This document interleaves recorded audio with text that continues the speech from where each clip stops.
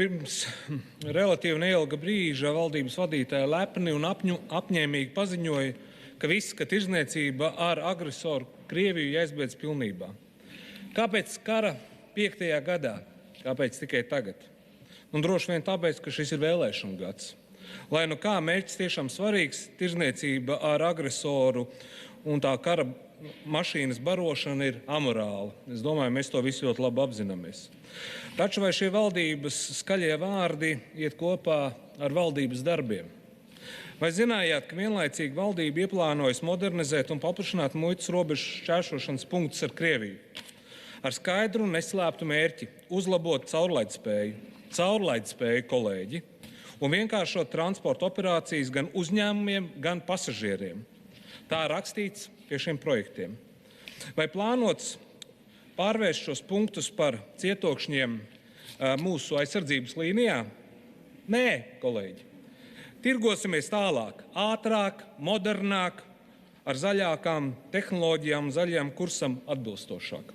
Ar LED ekrāniem, raitai satiksmes organizēšanai, saules paneļiem un putnu sietiem.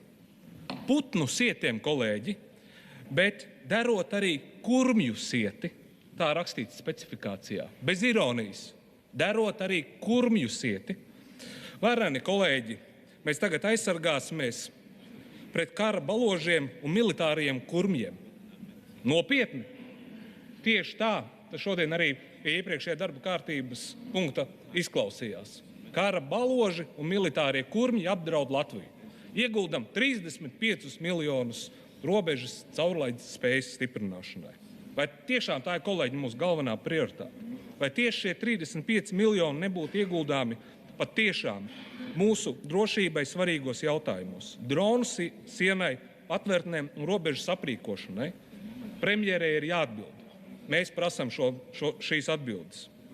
Citādi, kolēģi, tas tiešām izskatās pēc jaunās vienotības tik raksturīgās divkosīgās politikas. Piedodiet, atvainojiet par tiešo runu. Ar vārdiem jūs sakiet vienu, ar darbiem mēs redzam pilnīgi kaut ko pretēju.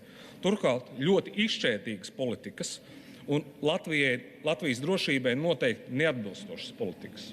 Un nobeigumā es vēršu uzmanību. Tas nav kāds sens stāsts, kurš tikai tagad ir virzījies un neviens tam nav pievērsis uzmanību. 24. gadā valdība sākusi priekšizpēti gan Terehovai, gan Pāterniekiem, gan Grebņevai.